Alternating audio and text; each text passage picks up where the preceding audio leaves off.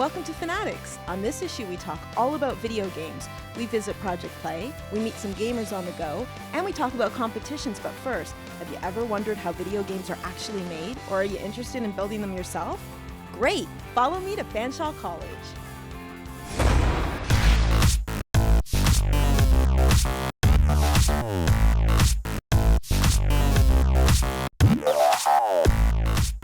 So let's talk about the video gaming course here at Fanshawe. What can you tell us about it? This is called the Video Game Design and Development Program. And what people should know is that this is a 3-year program, very intensive, focused on video game.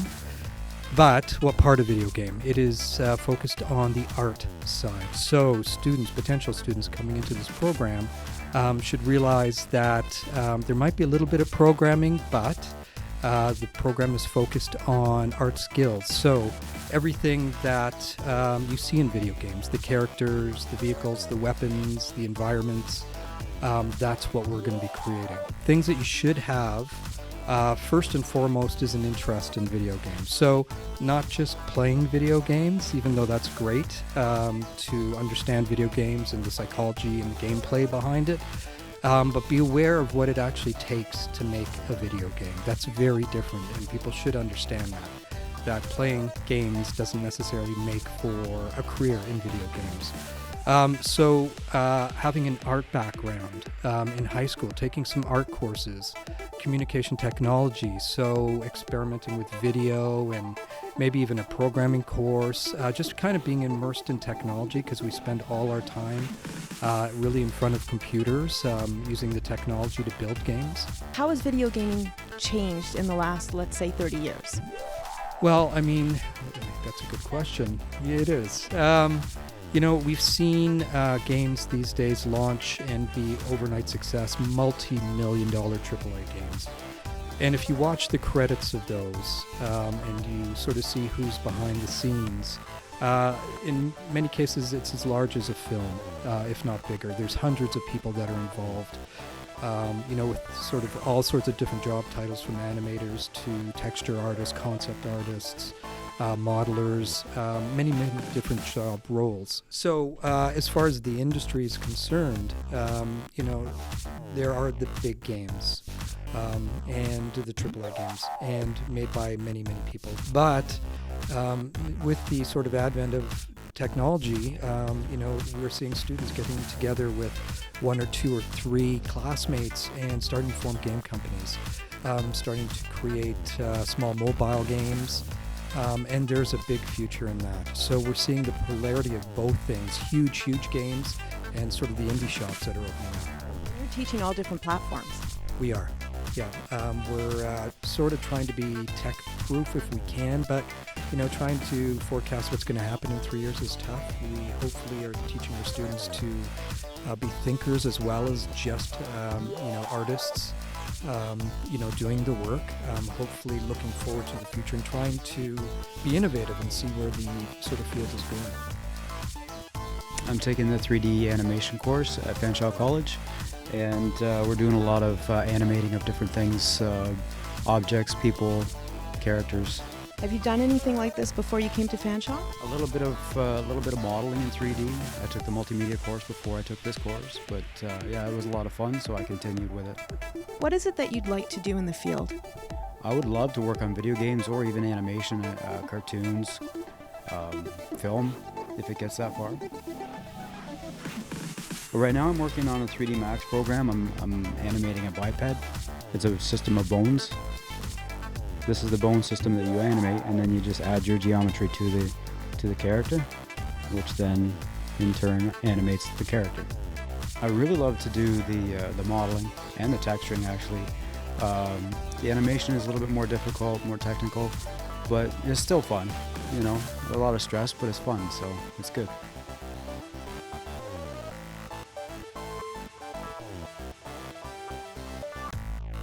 So I came from Brazil to do this course here in Fanshawe because it's pretty practical and it's really fast. It's a 1-year course. And what is it that you're working on right now on the screen here? This is our alpha character project. It's one of the big projects of the first semester. Can you tell me a little bit about him? Well, we have to create a concept for a character and like model it, rig it, and animate it in like his own environment. Have you done this before you came here? No, it's the first time. I came here to improve my skills as an artist, so I hope that I can build like a really good portfolio and get a good job in the market, in the video game market, of course. What is it that you like most about this program? Being able to create things that I have stuck in my head. Like, I've always had an overactive imagination, but being able to actually build these things and show other people, it's really cool. Did you have any experience before you came into Fanshawe? I took graphic design, so I had the art kind of idea of it, but any of the 3D stuff I'm learning from the very beginning. Are you finding it's an easy transition to go from what you had before to 3D? It's kind of half and half. We do a lot of Photoshop stuff, which is what I'm familiar with, but things like 3ds Max and Unity I've never done before, so that can be a bit of a challenge. But everybody's they know one thing or the other, so we help each other out. What is it that you're working on right now? Well, this is our final project from last semester. So the idea was we were supposed to redesign a fairy tale character. I chose Thumbelina because I knew that pretty well, and I made her modernized. So she has on modern type clothing, she has an iPod in the corner, and we built the environment for them. The actual ability to like move the character around, that was a script we were given. I don't script at all, but the animations of her jumping and like the walking and everything, that I did. And what are you doing with the Kings Mill building? Brand new facility. Well, first of all, here we are in the Center for Digital and Performing Arts, a brand new facility where video games going to be starting in September. But Fanshawe last year bought the Kings Mill building right across the street, which is wonderful. We're going to be adding 3 or 4 floors to that building. IT is going to move down there. Our hospitality school is going to move down there. There's going to be a restaurant on the main floor. And of course, as we expand this building, which we're already out of space, we're going to be moving across the street as well. So video game may expand across the street. And there's a bunch of new programs, digital-based programs that are coming up that will be housed there as well.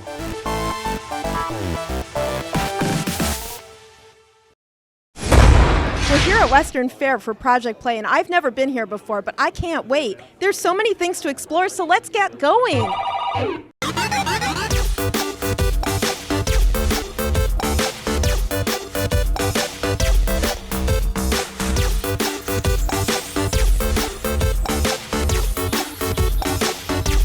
Project Play is a giant day of gaming. We have board games, video games, card games, role-playing.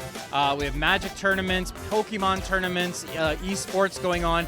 It's really as much gaming as we can cram under one roof. And all of the ticket sales today are going back into the community because we'll put together gaming bundles of all of that same kind of stuff that's all kid-friendly that we'll donate to community organizations. How did it begin?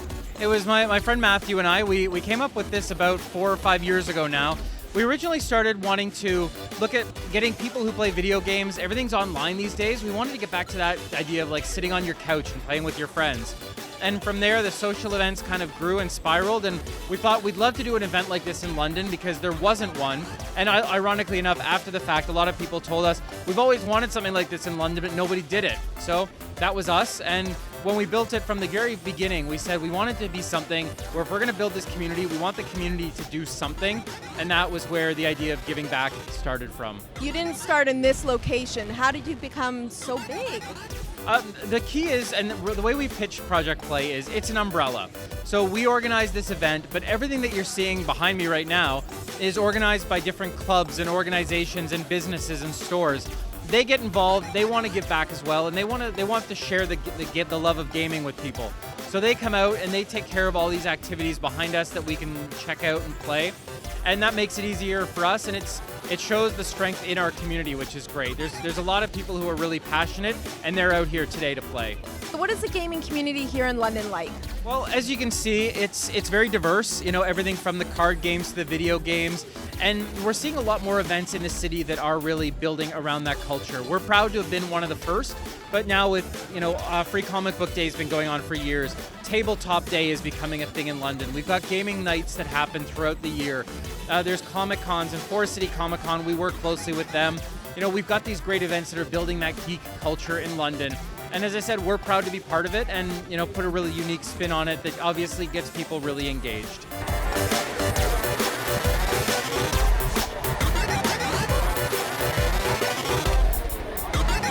So I'm from Esport Gaming Events. We're essentially an event management company that focuses on competitive video gaming around the province, so Ontario. This is the third qualifier in an Ontario-wide series that we've hosted. These players will move on, top players will move on to provincial championships next spring. Today they're competing for about $1,000 in prizing and a potential spot for a $2,500 prize pool tournament in the spring later on. So, What does it take to coordinate an event like this? it's a lot of work and a lot of, you know, talking to various parties, getting internet figured out, power figured out, tables, chairs. There's a lot of different elements, so it's you know, it takes 2 or 3 months at the minimum to get one of these going, but once it's going, the result is really awesome. Are people bringing their own computers? Yeah, we have about 55 players here today. They have all brought their own computers, anywhere from a $300 throwaway computer up to a $3,000 awesome top-of-the-line rig. So tons of money put into gaming gear here today, for sure. It's a growing community of people just coming out and gaming like this. How many people do you expect at an event like this? Well, this one was our first year in London. We have about 55 PC players and I guess another 30 console players for Super Smash Bros. We've done up to 200 for events in other cities, and we expect that to grow even more. We're actually working down the line on doing a 1,000-person event in Toronto within the next couple of years. So that's something to look for on the horizon. So this year for the Ontario series, we've selected League of Legends and Dota 2 as our PC titles. And we also have Super Smash Bros. Melee as a console title. League of Legends is internationally the most played game in the world right now. Dota 2 just had a huge international tournament, actually called the International, with a $11 million prize pool in the summer. So it's also been growing rapidly. And Super Smash Bros. Is one of these kind of underground grassroots type games that has really taken off recently. Even though it's an, I think, 10-year-old game, there's still a large community, and you know, events can have up to 300 just here in Ontario. I've seen events that large. So we open our events to anybody. Normally, you know, if you're under 18, maybe having a guardian around with you is always a good idea. But we like to keep it, you know, fully inclusive. Anybody's invited to our events.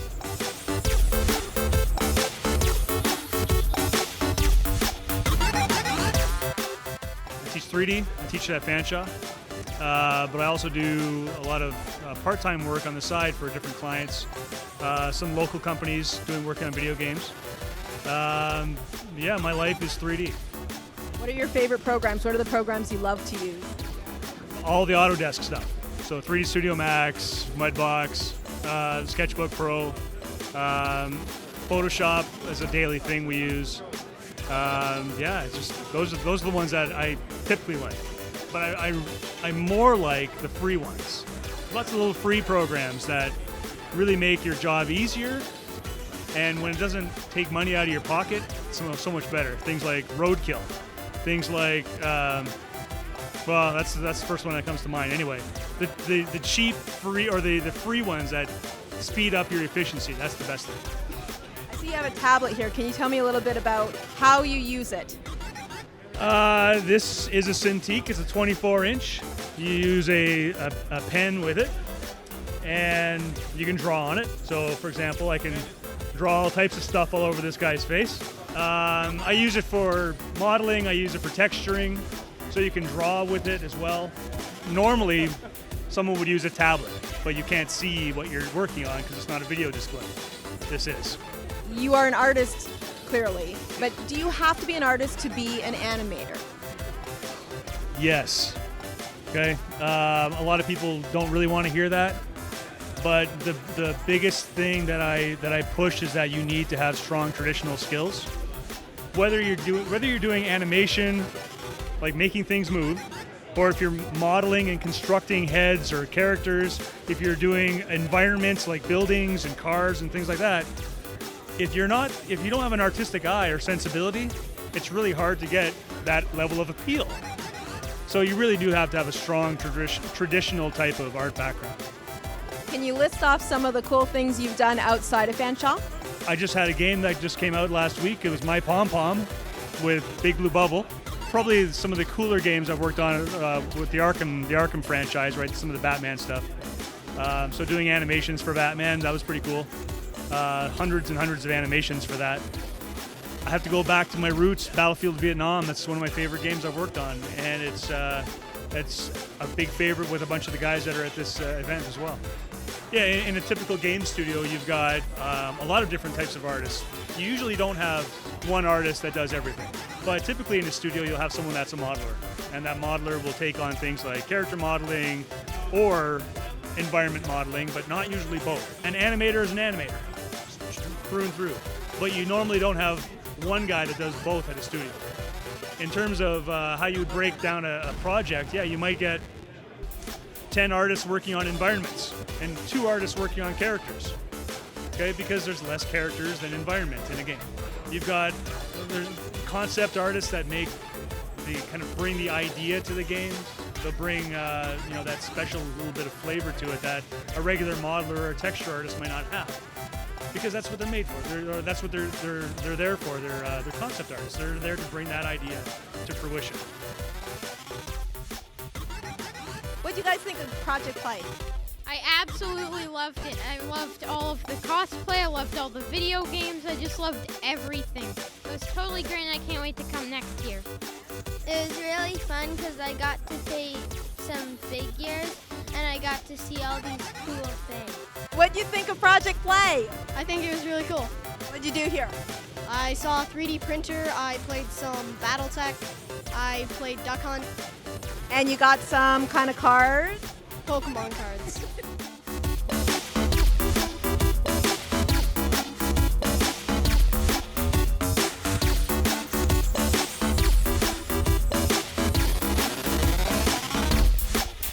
For more information about Project Play, check out our website at projectplay.ca and follow us on Facebook at Project Play London. Because once the event wraps up, we switch into giving mode. So we're going to be collecting and getting donations and trying to leverage all the money we raised today to put together the biggest, best bundles we can and donate those out to the community. So we'll have lots of great pictures coming up there.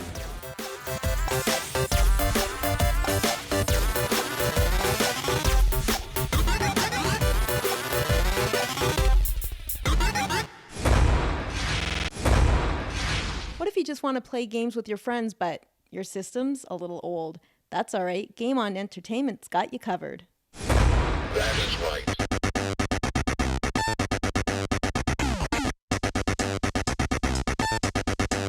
Try again.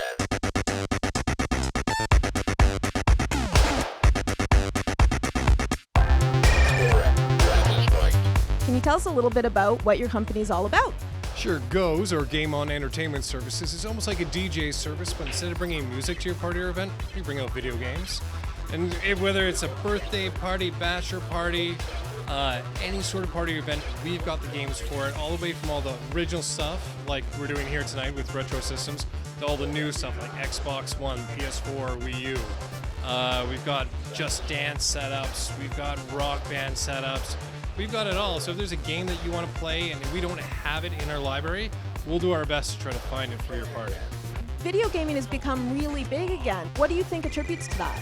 I don't know, it's really social. People think it's a bunch of guys sitting in their basement, but it's not. People go out to compete. I help run lots of different video game competitions, Anime North being a huge one.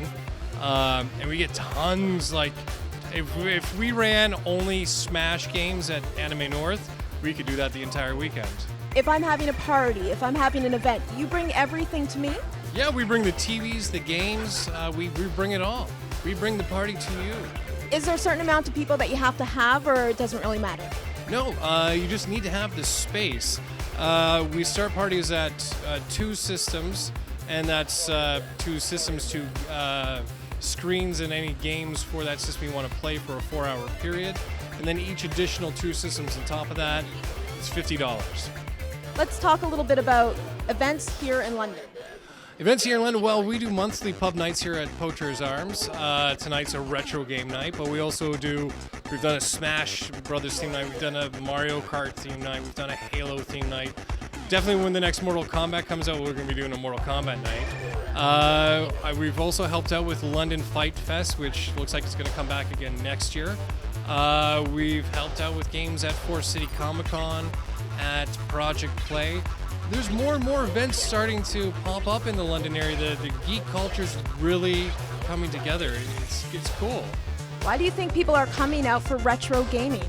It's easy. It's nostalgic joy. It's I used to play this. Like when I say I'm going to do a duck hunt tournament to someone, they smile right away because they have that memory of playing the classic games. And when we bring duck hunt tournaments to conventions, I find it really bonds parents with their kids because you have the adult playing, saying, "I used to play this when I was your age," and the kid, and then all of a sudden the parent and the kid are playing together, and it brings people together through nostalgic joy.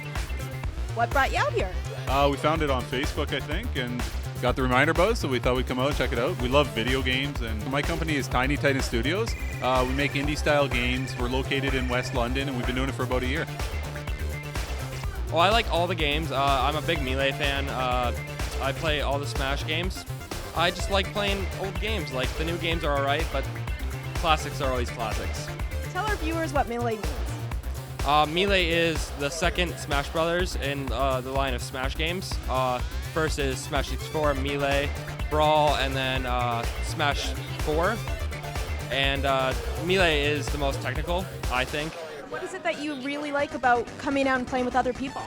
Well, you get to meet the community, you get to meet new people, get some new friends, play friendlies with a bunch of people, and just have fun. What was your very first game console?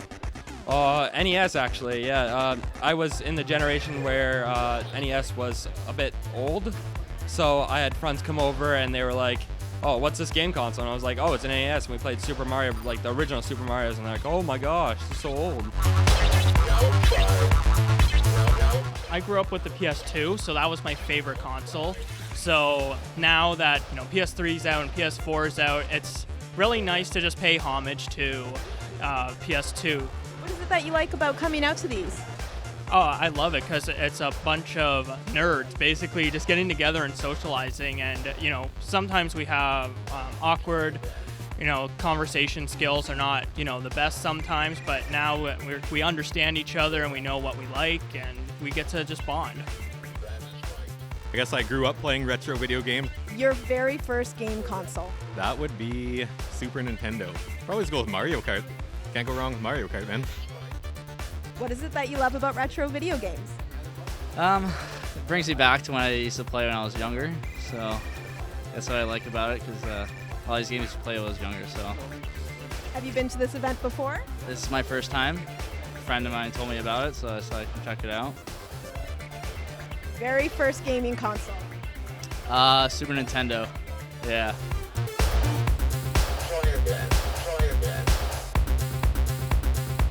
Your first console that you ever owned? First console I ever owned was a Coleco Gemini, which was a knockoff of the Atari 2600. And I'd play pole position, Joust. I loved Joust. And I didn't know what Enduro Racer meant when I was younger. And I spent all night playing Enduro Racer going, when is this game going to finish?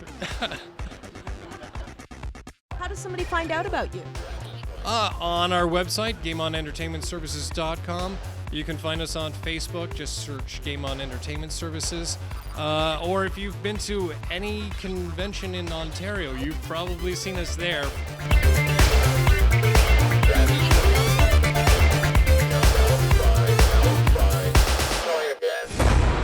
Thanks again for joining us on FANatics. We'd love to hear from you, so follow us on Twitter and like us on Facebook. But in the meantime, happy gaming. All right, get ready to have your butts kicked.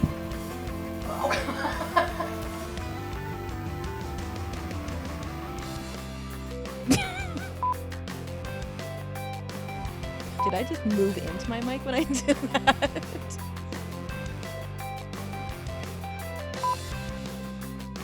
Pac-Man's related to Fozzie Bear. Waka waka. Look at me. Hey, what'd you think of this? What? What's gonna happen?